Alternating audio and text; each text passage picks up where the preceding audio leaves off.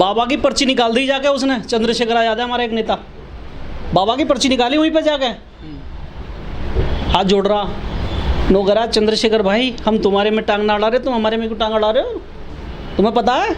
इसके भाई ने जाके एक अनुसूचित जाति की बच्ची की शादी में जाके फायरिंग कर दी थी और वहाँ पे हंगामा कर दिया था। चंद्रशेखर आजाद जी ने जाकर इसकी पर्ची निकाल दी थी, इसकी सिट्टी पिट्टी गुल हो गई। लेकिन कहाँ गया था इसका ब्रह्म ज्ञान? इसके भाई को जमानत तो हो गई थी तुरंत ही। जमानत एक प्रक्रिया है, कानूनी प्रक्रिया है, उसमें हस्तक्षेप नहीं किया जा सकता और उसे फांसी तो लगा नहीं जा सकती थी। जो उसका अफॉन्स था, जो उसकी जो सजा, जो जुर्म था, उसके मुताबिक उसे सजा मिली। जमानत का प्रावधान है, जमानत मिल गई।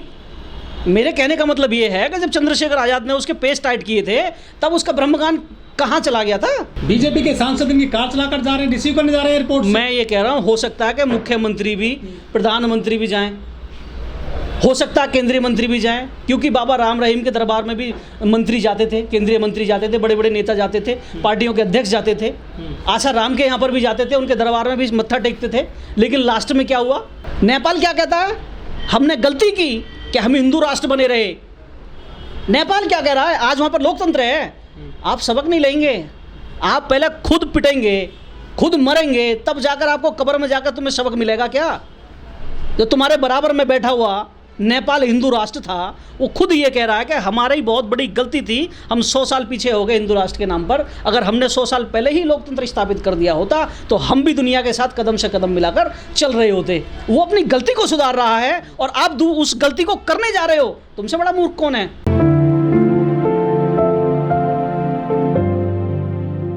2 जून को रेल हादसा हुआ था उड़ीसा में, उसमें 300 लोगों की करीब मृत्यु हो गई और हजारों लोग जो है गंभीर रूप से घायल हैं। एक बाबा हैं धीरेन्द्र शास्त्री, उन्होंने कहा था कि मुझे पता था कि ये दुर्घटना होने वाली है, लेकिन मैंने बताया नहीं लोगों को, चूंकि होने को कोई नहीं टाल सकता। उनकी इस भविष्यवाणी को किस तरह से देखते हैं आप? मूर्ख आदमी जो बकवास करता रहता है फालतू की अपनी लोकप्रियता के लिए, ये कोरी बकवास है, इसके अलावा कुछ नहीं है। ऐसे ब्रह्मगानी न जाने कितने घूम रहे हैं। कहाँ मर गया तो? इतने सारे लोग मर गए, ये तो मीडिया दिखा रही है 300 लोग। वहाँ के लोकल लोगों की जो वाइट है ना, जो सोशल मीडिया पर चल रही है, वहाँ देखो लोग रो रहे हैं। 5000 लोग से ज़्यादा ट्रेजेडी हुई है वहाँ पर। बॉडी का भी नहीं पता। आप तो स्लीपर वालों के बारे में जानकारी दे रहे हैं ना मुझे, जिनका डाटा तुम्हारे पास है। जो जर्नल में थे उनका क्या होगा? ओम भाई, जो जर्नल में जाते हैं बिना टिकट के जाते हैं, टिकट भी नहीं लेते, भूस की तरह भर दिए जाते हैं, उनका क्या है? उनका डाटा कौन देगा मुझे? कहाँ से आएगा? उनकी भी तो मृत्यु हुई है, उनके भी तो हाथ पैर कटे हैं। इन्हें 300 मत कहिए, ये 5000 हैं, 5000। धीरेन्द्र शास्त्री ने यह भी कहा कि जिस तरह से महाभारत में श्री कृष्ण को पता था कि महाभारत होगा, इसकी हार होगी, इसकी विजय होगी, ये राजा बनेगा, हमको भी पता था इस रेल हादसे के बारे में, लेकिन हमने बताया नहीं क्योंकि होने को कोई नहीं टाल सकता। उन्होंने अपनी तुलना कृष्ण से कर दी है, लेकिन कृष्ण तो युद्ध में खुद पहुंच गए थे रथ चलाने के लिए अर्जुन का। ये तो रेलवे स्टेशन पर भी नहीं पहुंचे, ना रेलवे ट्रैक पर पहुंचे धीरेन्द्र शास्त्री। यार श्री कृष्ण को पता था कि कौन जीतेगा और कौन हारेगा। धीरेन्द्र शास्त्री को ये पता था कि ट्रेन हादसा होएगा और इतने लोग मरेंगे। अबे तो बकवास करने वाले आदमी, बेवजह की बकड़ करता है तू जाके ग्रंथ तू भी लिख देना कि मुझे ये वाली घटना भी पता थी। देखो, खून तो किसी का भी ठंडा ना है, सबका गर्म होता है, ठीक है ना। लेकिन धर्म की बात है तो देखो, कोई ना कोई हर किसी ना किसी धर्म में सम्मिलित है। वो हिंदू धर्म को मानने वाले लोग हैं, ये अच्छी बात है।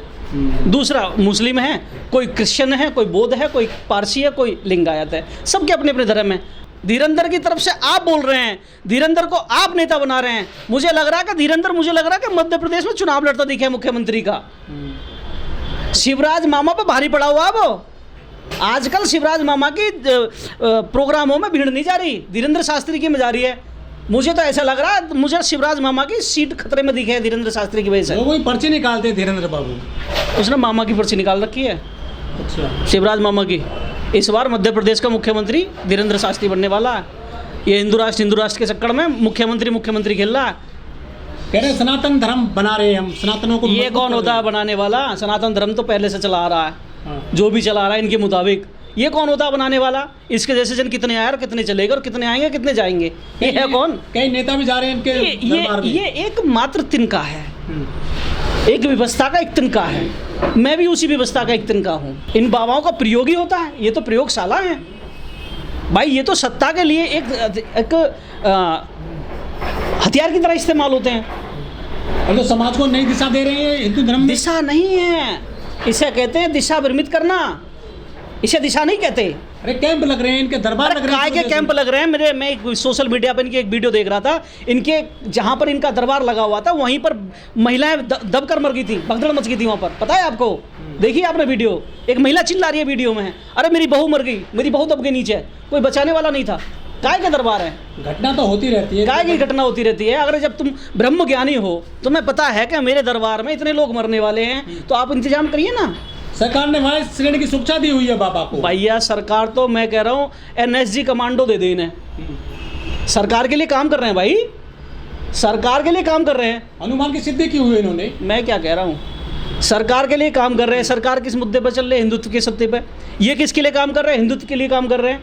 तो ये तो सरकार के वॉलेंटियर हैं। वॉलेंटियर का मतलब जानते हैं? ये सरकार के वॉलेंटियर हैं, ये उनके कोर वोटर को तैयार कर रहे हैं कि वोट कहाँ जाएगी? हिंदू राष्ट्र को। हिंदू राष्ट्र कौन बनाएगा? नरेंद्र मोदी जी। समझ रहे हैं आप? तो ये लोकतंत्र के लिए, सुनिए, हाँ। ये लोकतंत्र के लिए खतरा है। हिंदू राष्ट्र से क्या सुन तो दिक्कत है आपको? मान्यवर सुन, मुझे कोई खतरा नहीं, मुझे तो किसी के भी राष्ट्र से कोई खतरा नहीं। मैं तो अकेला सिंगल आदमी हूँ, मैं तो तुम्हारे साथ रह लूँगा, भैया के साथ रह लूँगा, कहीं भी रह लूँगा। मैं तो हिंदू राष्ट्र में भी ऐसा ही और मुस्लिम राष्ट्र में भी ऐसा ही, मुझे कोई फर्क नहीं पड़ता। लेकिन ना तो हिंदू राष्ट्र चाहिए मुझे, ना मुस्लिम राष्ट्र चाहिए मुझे चाहिए लोकतंत्र, मुझे चाहिए स्वराज, मुझे चाहिए लोगों का तंत्र, लोगों का राज चाहिए, लोगों के द्वारा स्थापित किया हुआ। भारतीय संविधान क्या कहता है? तो मोदी लोगों की सरकार, लोगों के द्वारा, लोगों के लिए।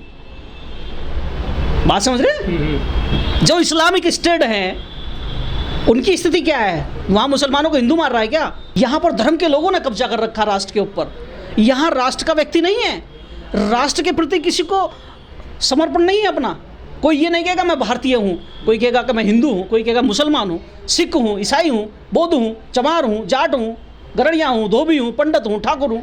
इस तरीके से जाति और धर्म में बटा हुआ देश है ये। हम कहते हैं कि भारत कृषि प्रधान, नहीं, गलत बात हो जाएगी ये। भारत जाति प्रधान देश है, इकलौता पूरी दुनिया के अंदर जो कहीं नहीं पाई जाती। यहाँ तक कि भारत के अंदर जो मुसलमान हैं उनके अंदर भी जातियाँ हैं। कमाल की बात देखो, जबकि जाकर देखो सऊदी अरब में, वहाँ पर मुसलमानों के अंदर जातियाँ नहीं होती, क्योंकि भारत का मुसलमान एक ज़माने में ये उसी व्यवस्था का था जिस व्यवस्था की बात धीरेन्द्र शास्त्री कर रहा है। भारत में ही मुसलमानों में जातियाँ क्यों हैं? और भारत से टूटे हुए देश पाकिस्तान है, बांग्लादेश है, या आसपास के जो देश हैं, इन्हीं में जाति व्यवस्था क्यों है? मेरे कहने का मतलब है, अगर आप भारत में रहते हैं तो आप किसी धर्म या जाति के व्यक्ति नहीं होने चाहिए, आप भारतीय होने चाहिए। डॉक्टर अंबेडकर कहते हैं मैं सब प्रथम और अंततः भारतीय ही हूँ। समझ रहे हैं आप? मोहन भागवत कहते हैं कि सबका डीएनए एक है और सबका डीएनए हिंदू है, सारे नहीं, डीएनए वाली बात जो है मोहन भागवत जी की वो गलत है, क्योंकि 1995 में माइकल वामसाद आए थे भारत में और उन्होंने रिसर्च किया। 2001 21 मई को जब ये डीएनए रिपोर्ट छपी थी Navbharat times of India English के अखबार में 9वें पेज पर छपी थी, तो उन्होंने बाकायदा पूरा डीएनए का चार्ट दिया था और आज भी दस्तूर है वो, और उस पर रिसर्च हुई है पूरे देश के अंदर। अलग अलग कई देशों ने संयुक्त रिपोर्ट दी है वो। भारत में जितनी भी महिलाएं हैं वो चाहे किसी के भी घर में हैं, उनका सभी का डीएनए समान है, हिंदू मुस्लिम सिख ईसाई बौद्ध पारसी सबका। किसी भी जाति में पंडित ब्राह्मण ठाकुर जाट चमार बंगी सबके घर में जो महिलाएं हैं उनका सबका डीएनए सेम है, क्योंकि भारत की महिला प्रॉपर मूल निवासी रही है। क्योंकि जितने भी आक्रांता भारत के ऊपर आक्रमण करने वाले आए थे वो अपने साथ में महिला लेकर नहीं आए थे, उन्होंने यहीं की महिलाओं पर कब्जा किया, उन्हीं से बच्चा पैदा किए और अपने वंश को आगे बढ़ाया। बालासोर में मैं दोबारा रिपीट करता हूँ, जो स्लीपर की टिकट लेकर, जो एसी की टिकट लेकर जो सफ़र करते हैं ट्रेन के अंदर, उनका रिकॉर्ड गवर्नमेंट के पास है। लेकिन जो मजदूर, जो लेबर क्लास का व्यक्ति जो 100 रुपये की टिकट लेता है जर्नल की और जो बिना टिकट के बैठ जाता है, उसका कोई रिकॉर्ड सरकार के पास नहीं है।